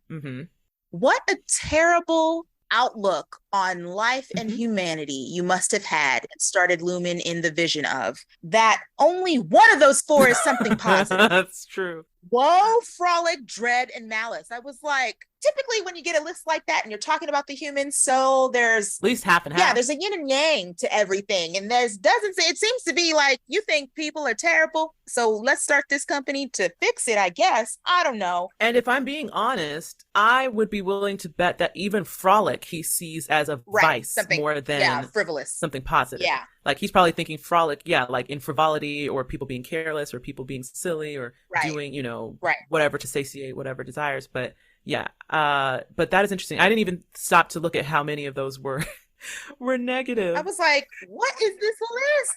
Ain't no sugar, spice, everything nice in there? Nothing? Okay. Spice. Now, what was interesting to me when you saw the 4, the first thing I thought was, wait, is that tie back to the sorting boxes that they do for MDR with the numbers? And I was like, do they have 4 boxes or 5? It's 5 boxes that they sort into. Yeah, I was like, I think it's 5. But in the first episode, when Mark is sorting his numbers, you get a screenshot of his screen. And when the boxes are opened and you're dragging numbers into them, a little pop-up comes up that says WOMADAFO or FR, or something like that, which I realized, those are the feeling that they're feeling. Those are the tempers. So they're like filling up each bar within the box. And then when all of them are full, I guess that's when that one's complete. I have to do my next set of rewatches with I thought I was doing great. And you keep pointing out these teeny tiny things, and I'm like, what? I was fine-tooth combing these episodes, even though there's still some stuff I didn't catch that you did. But when I heard those, I was like, hold on, does this have to do with the numbers? And I don't know how I didn't catch it the first time, because I definitely didn't. And so I was going back trying to see, do you see that at any point? And then I just saw the numbers in the boxes, but then I was like, oh, there it is, right there. It's a little bar. So when I saw it the first time, I probably didn't think much of it, because I was like, they're all abbreviations. Just nonsense letters, yeah. Why? Now, again, how that all fits into the grand picture of what MDR is and does, don't know, but it clearly has to do with taming the tempers. And I think that's what made me go look, was when I heard the quote and he said, should you tame the tempers? Oh, actually it was that last part when he said, I walked into the cave of my own mind and there I tamed them. Should you tame your tempers as I did mine? And I was like, oh, wait a minute. This is feeling very Severance chippy to me. Are they doing something to themselves? I don't know. With their computer? I don't know. That's what's weird. As I reassessed this quote and thought about the numbers, there's definitely an internal component to what MDR does, but it seems like it may have an outward effect, and I just don't know how they tie together. But it definitely is going into this taming of the tempers. But then again, when you look at this last part where he says, if you tame the tempers as I did mine, the world shall become but your appendage. So it's this about mind control of everyone, not just of yourself. I don't know. And he says it's a great consecrated power that I hope to pass on. So yeah, maybe the sorting is somehow, because we missed the conversation about like when Helly's like, is there any prevailing theories about, you know, what we're actually doing here? And Dylan has this oh yeah, Dylan really outlandish thing about like we're cleaning the sea, like we're teaching robots how to detect the evil things, because if people are severing live in colonies in the sea, so we have to, you know, we have to populate the sea. And then he's like, yeah, Irv just thinks we're taking swear words out of movies. But my thought is maybe they're doing, if it is more external, maybe they're doing something that will somehow make Severance, a broader Severance, more possible, and maybe possible without a chip. I don't know how those old dinky 80s computers would really do anything, but yeah, I don't know, maybe they're, you know, they're doing prep work for something. Yeah. Oh man, I'm trying so hard, my brain is trying so hard to try to put pieces of the puzzle together, and there's just still incomplete information that we have. But I can't wait till we get to the companion piece, because that did fill in a few gaps, but I didn't really look at it that in depth. I just kind of read it, but even just in reading it, you know, browsing through it, I was like, oh. Yeah. Well, and I was going to say, and I haven't read it yet, right? So Rodnesha told me about this maybe episode before the finale. And I was like, no, I've never heard about this. And then, you know, life happens. I forgot about it. So I didn't read it. So I'm going to wait until we figured out which episodes it came out, it was released during. So I'm going to read it then when I get to that point in the rewatch. So I'm curious what insight it's going to provide. It's going to be, and here's the thing, you guys, I don't remember a ton, honestly, from when I read it. I just remember when I read it at the time that I did, I was kind of like, oh, okay. On some things, and still like on others, but I couldn't tell you right now what was what other than the soap. Yeah. The only thing that's soap. But the soap. So I'm going to wait as well to reread it, because I don't want it to color my perspective of the episodes we have coming. But I do know that it does, which was the point of them releasing it, it does kind of help color in some of the areas that we're missing. Yeah. I mean, I think at this point, that's probably as much of the Egan legacy part we want to get into, right? Yeah. We'll save the rest for the other podcast. But they do go to a replica. That's the next room. Well, they go to the smile room. Well, actually, technically, the next room is the smile room. Yeah, they go to the smile room, which is where Irving explains that this is the smiles of all the people that we help, you know, which we kind of talked about earlier. Like, oh, this is supposed to be really motivating. Like, it's a good company. See, we help all these people, and we don't even know the number is endless, because this is just what, like 40 smiles, and they rotate these out. It could be endless. We do such good work here. And Dylan's just like, damn, they took out the hot chick smile. There was one chick that I liked. They took her out, and Irving is just they took her out, having this building frustration with how not serious anyone is taking it, namely Dylan at this point, but he's kind of feeling it's everyone. And then they go to a replica of Kier's house, which is creepy AF. It's terrible. First of all, how they continue to make these indoor spaces try to look like outside. Yeah. Like they've given this man a whole yard complete with bushes and grass. I think they found some way to make it look like the sun is shining in there. It's like, or the moon or something. I don't know what time of day it's supposed to be, but like they have legit recreated, if not just completely uprooted this man's house and put it inside this building. And it lives down at the basement level. And so it's the full home of Kier Egan from the 1800s. You go inside and everything is set up to be exactly the way it was when he lived there. You're seeing all this old timey stuff, mannequin forms, old timey clothes, the whole nine. And again, this is like Irving's church. Like this is like his temple. This is like his Sabbath. He's going in and he's just like, I'm in the place where I feel the most fulfilled and of myself, at the feet of Kier, in the home where he lived and breathed. Like he is worshiping in this place. He is taking it all in. And like you said a minute ago, nobody else is taking this seriously. They're still playing Egan Bingo. I don't know if we brought that up. I think we brought it up in the summer. Yeah. But Dylan gives everyone a bingo card as they're walking to the Perpetuity Wing. Everyone but Irving. Everyone but Irving. And it's like telling Helly, you know, this is how we're going to survive the Perpetuity Wing. And so it's got all these squares of kind of like scavenger hunt things you're looking for when you're in the wing or something you see. And I think one of the squares is sitting on Kier's bed. You were not allowed to do. You are not allowed to do. There is a placard on the bed that says absolutely not. It's like when you go visit like Abraham Lincoln's house or something. Like, you know, it's an exact replica, but it is a museum. Do not touch anything. Exactly. So Mark goes to step over the rope to try to sit on the bed to fill out his bingo square, and Irvin catches him and he goes off. Caught like a little kid trying to like take a piece of candy out the bowl. Like his foot isn't even completely over the little railing. Like he's like tiptoed over and he's like, what? Now what? Were you about to sit? He's like, bed? Oh, Mark, are you about to sit on Kier Egan's bed? He like slowly moves his leg back to the other side. And what's that in your pocket, Mark? Is that a bingo card? Oh, Mark, really? Still? Yeah. Bingo in Kier Egan's house. And then he just continues to go. He goes off. He's just like, Helly's having a terrible time because you're a crap department chief. And then we bring her here to fix her. And then you just like teach the newbie to not take any of this seriously. You defeat the whole purpose of coming here, even in the first place. And Helly sees, now is my chance. Getting the heck out of here. You two can fight it out. And Mark notices like, wait a minute, where did Helly go? And he's like, oh crap. And a chase begins. Oh boy, Helly is booking it down these hallways, these blank halls that you cannot possibly know where you're going. I think she's just looking to find any exit, like no directive. It's just like, whenever I see a door, I'm going out it.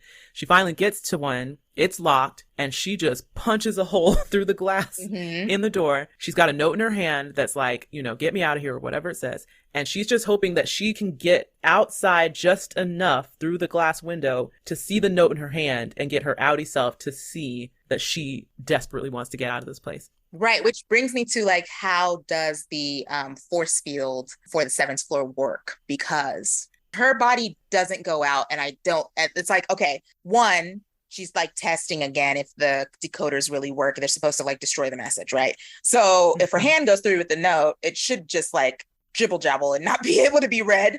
And then it's like, well, are you going to reach down and unlock the door and go out with it? What's your next step in this moment, Helly? Because here's the thing, I feel like she should have reached through to unlock the door. Yeah. She clearly, she's winging it. She doesn't have a plan. And I'm like, yeah, just your arm being through isn't enough for you to, cross over to your outie self. Clearly it wasn't enough. I think she realized that it's because the chip is in her head. I think she knew her head at most is going to need to get out. But I think she also realized I can't go head forward because then I don't see the note. And it's a small glass too. And it is very small. So I feel like once she got her arm out, she was trying to press her head through and hoping that enough of it would get out to maybe trigger it. But clearly it wasn't a good plan because her head wasn't going to fit through there. Her body wasn't going to go through there. I mean, she's tiny, but not that tiny. So I think she was just hoping just enough of her would get through the glass to maybe trigger the severance shut off. It was silly. Dumb girl. It was silly. She should have tried to open the door from the outside, if nothing else. Although that probably wouldn't have worked either, because I think it's all keycard based, so you can't just open a door. Anyway, Mark tries to save her by pulling her back through, but it's too late. Alarms have gone off. Alerts have been made. Grainer is right there when he yanks her out. And he's like, nah, this time she takes it. She's going to the break room. This is our first full-on inside the break room inside. Yes. This is where we see the whole setup. We see how it goes down. Let me tell you something. I didn't realize the first time I watched it. I remember them saying, place your hands on the table. I did not realize that there were little like grooves on the table. Kind of looked like those like metal barbs that, when you're putting your hands on something and it like shocks you or you feel the pulse or things like that. It looked like those. It looks like the like fair palm reading things. Exactly. But, because they're reading her vitals while she's giving the statement. Well, I was wondering, is it for reading her vitals or is it for delivering whatever it is that gets them to start freaking out? I think the repetition does that. I think the scanner But the thing is, she did it one time and already started freaking out. And there was something that he cranked up while she said it that I was like, what is that feeding to? So I was just trying to figure out how after one read through, she was already like, and then he's like, again. And she reads it again. And then just after time 2, he's like, I'm afraid you don't mean it. And she's like, I don't want to. And he's like, have to do this again. Yeah. And I'm like, after 2 times? So I'm just like, what are they doing?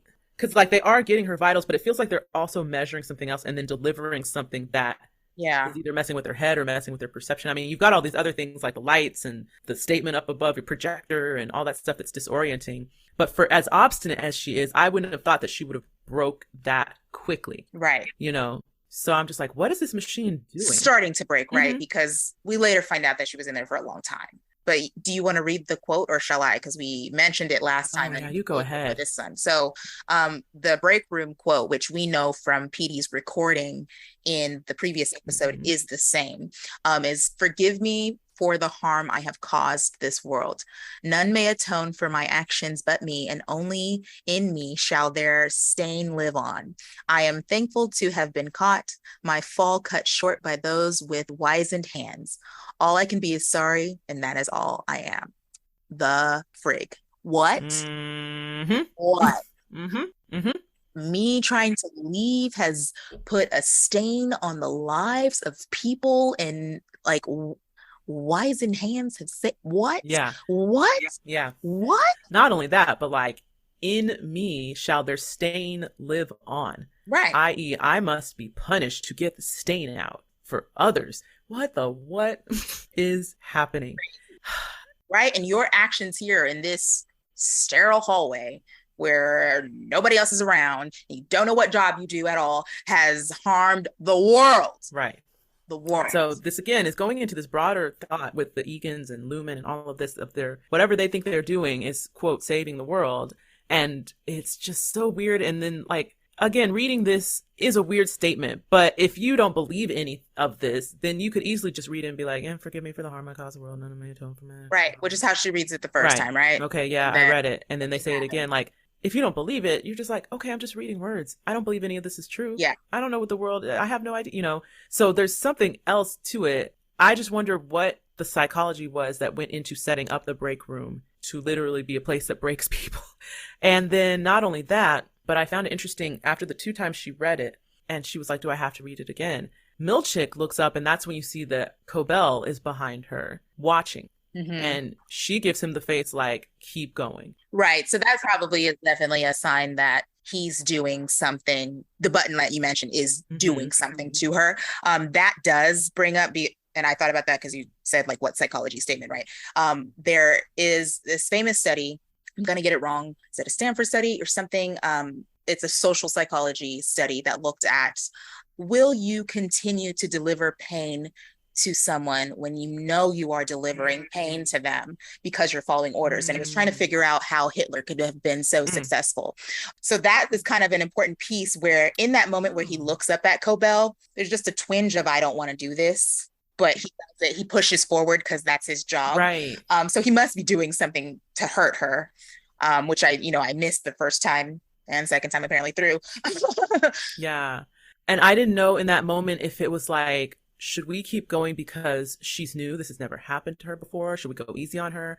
I didn't know if it was kind of like we mentioned before, like, is she someone of some kind of importance? And do we torture this person if she is important? Like, there just seemed to be some kind of hesitation for him of like, maybe we just keep it light. And it seemed like Cobell was trying to make a very particular point of like, no, we're not going easy. We are giving her the full Monty. Give it to her. Also, I was going to say, I find it interesting that they're so afraid of Grainer. But it's Milchick that's been exacting all these things that they keep talking about. So Milchick is the one that does the break room. Milchick is the one who's extracting codes from your body if you try to go past code detectors. Like, I've yet to hear anything that Grainer does that makes them so scared of him. It's almost like, well, if Milchick catches you, he's not going to do it. But if Grainer catches you, he's going to make Milchick do these things to you. I don't know. Maybe. Okay. But in the previous episode, when Petey is playing the tape, you had a question about how did he get this recorder in here. Milchick records all of the break room sessions. You see him start a recorder at the beginning. So I don't think he brought that in. I think Petey found a way to steal it. And maybe it can get past the encoders because it's not any written text. Or maybe he was able to somehow remove any writing on the cassette or something, but I think he was able to remove it. And something that Petey reveals in that previous episode when he's explaining his reintegration is he says that he's been reintegrated for about 2 weeks. And at this point, we're only 3 work days, maybe 4 past him leaving. Into him being gone. So he's had at least a full work week, maybe a work week in a day or two where he was going to the office with his outside memories, not fully intact. Yeah, with his outside mind. So I would love for them to flash back and show us what that week was like. I really hope they do that in season 2. Oh, I hope they do a Petey week. Yeah. That would be dope for them to do, because I would definitely love to see what Petey did with that time. He knew his time was dwindling, and it's like, I got to make some moves and get some information out and things like that. Yeah, because, I mean, and even Cobell even says when she's talking to Natalie, like, we saw signs of reintegration. So I don't know at what point they caught on. It must have been a day before he finally didn't come back. Yeah, and he knows his numbers are marked because people are starting to notice some things are not quite right. I have to get as much information as possible so that I can make outie people believe me. So that's the break room, guys. We get the full taste of it with Helly. We don't see how it ends. We just see that it does keep going. And so once that scene ends, we cut back to Mark, and Mark is sitting in the office looking despondent, feeling like a failure. He's like, dang, I have messed up. Helly's in the break room. Perpetuity Wing was a miss. I'm in trouble, I'm sure, you know, for letting her, you know, like, it's just not a good day to be the department chief. Yeah. Irving's already gone. We see Dylan leave Mark in the dark. So that's another sign that, like, whatever's happening with Helly in the break room is going on past the time that she should have left. And Mark is still there later than the time that he should leave, right?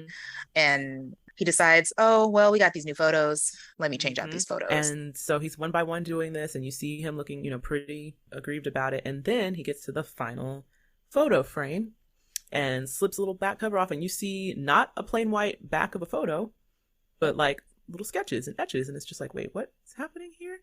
And pulls that whole thing back. And then we realize this map that Petey's been talking about, that he's like, I left it for you somewhere in the office. I hid it. Finally finds, and I'm gonna assume that that was either the photo that was, it had to be the one that was on Mark's desk, because I don't think Petey would leave it on his own desk, because if another random person saw it, they'd report it or throw it out. Or I thought the way I took it is because he stacked them up and put them in weird places when he put them away, right? When Mark removed the photos from the desk. So they might have been mixed match order. I think Petey must have known that Mark was going to be who was promoted. True. His protocol is he changes them out. True. The next person is going to find them. And if he didn't know, you know, if he didn't know who it was going to be, he would have needed a more Mark specific way to get it to just Mark. Yeah, that's a good point. Yeah, because Mark would never have thought to check it in and of himself. So yeah, it would have had to have been, I know you're going to be the person who steps in after me. So that makes me wonder if either during his time unsevered while he was there, if he was planting seeds to make sure that it went to Mark, or if he just was paying attention to the fact that every time he had to be out, Mark was the person they stepped in. And I don't know, but again, that's why we need that episode. I feel like we have to get it right. Like, we have to. Well, let's get to this final scene. We're our home stretch. We're almost there. So Mark finds the map, and he's like, I don't know what to think about this, but I know it's important. So he keeps the map picture behind the new picture in his frame on his desk. He goes home. He finds that Petey is missing, and he's like, what the heck? So he gets in his car, starts driving around looking for Petey. Before we see Mark get home, the audience knows where Petey is. Mark doesn't. So we see where Petey has been wandering to, and he wanders into the gas station convenience store. He's disoriented. Remember, he still thinks that he's in Lumen. So he's looking at the food and thinking, I need the Lumen coins. And you know, it's a callback to a scene earlier where we see Dylan using special Lumen coins and the special Lumen vending machine to eat the special Lumen food. So he's like, I need tokens. Can we put a pause on tokens? Because this made me think too. I thought about it when the Dylan scene happened, and then I thought about it again with this scene. So all they eat the entirety of the day is what's in that Lumen vending machine. It just gets stacked. And I took a look at the Lumen vending machine, and there is not much in there that is substantial. Like sunflower seeds, raisins, like it's like trail mix, healthy chips. Yeah, it's all snack food. And so I'm like, for 8 hours, and then they only get 2 tokens per day. And I'm going to assume 1 token gets you 1 food item. So I'm like, that's all they eat the whole dang day? Right. Up until this point, we have not seen if there's a lunch break. We know when Mark comes in, he doesn't have lunch with him. He's not like bringing a sack lunch. We've seen their kitchen. It's just not a full kitchen. It's a, you know, it's water glasses and a water dispenser. It's coffee mugs and a coffee pot. doesn't seem like there's any additional food in there. So I'm like, do they not get lunch breaks? And if you're the outie and you're ending the day, aren't you hungry? Right. Aren't you hungry and exhausted when you end the day, when you come out of the building, because they aren't getting breaks and they aren't getting food? I just know they certainly haven't shown a lunch hour at all. Mm-mm. Nor any, obviously they can't bring in anything from the outside. So clearly sack lunch is out. I mean, like, so I'm just like, I just remember thinking to myself, is this all they eat the entire day, every day that they are at work? If so, that's insane. And they should all be like 100 pounds. Right. And that's why, you know, they're so excited about the melon cart, because it's some other You're food. right. They got overhype about that melon cart. And that's why, you know, Dylan's like super hype, like, I gotta win this waffle party, you know, when he's describing the food ones are the big ones. Oh my God, they're starving them.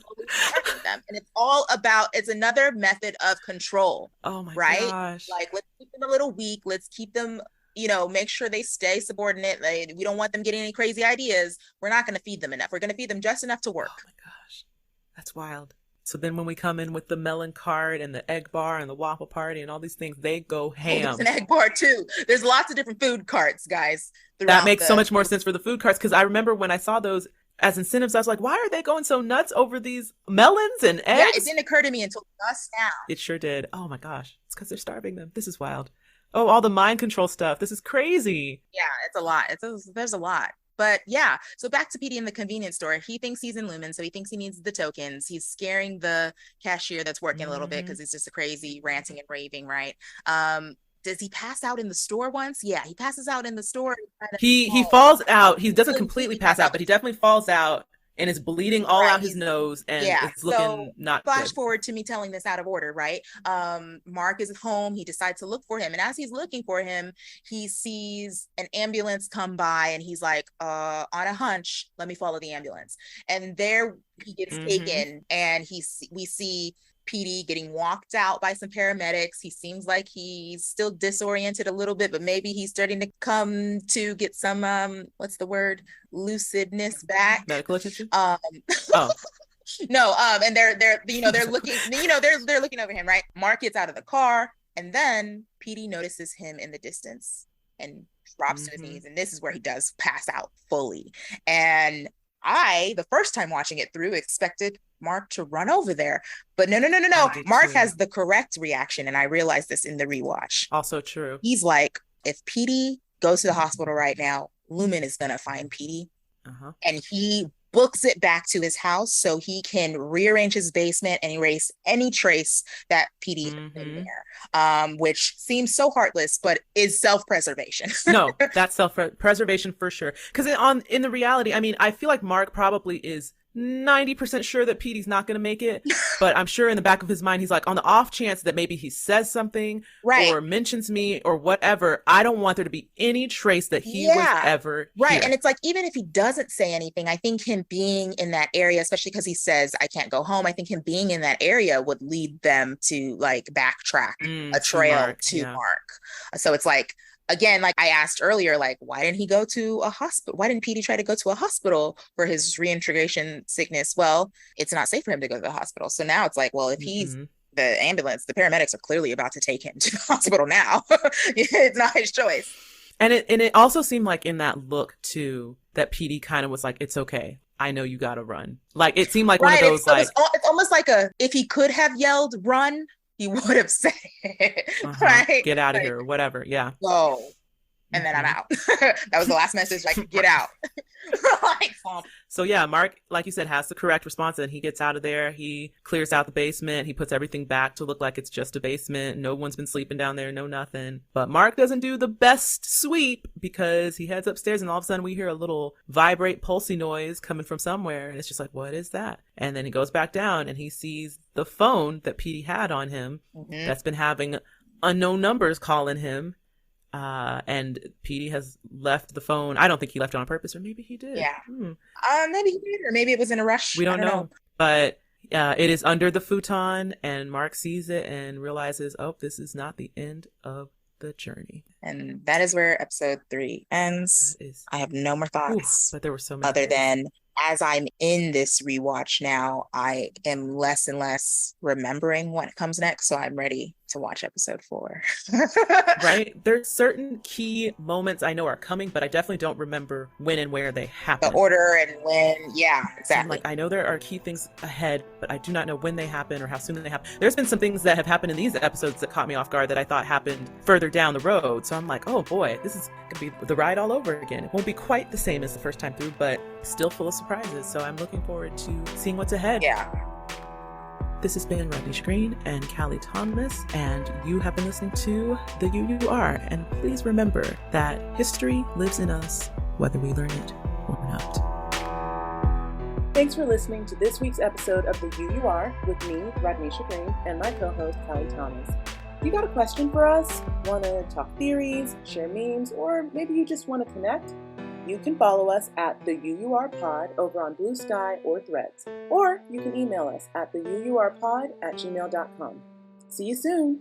Innies unite!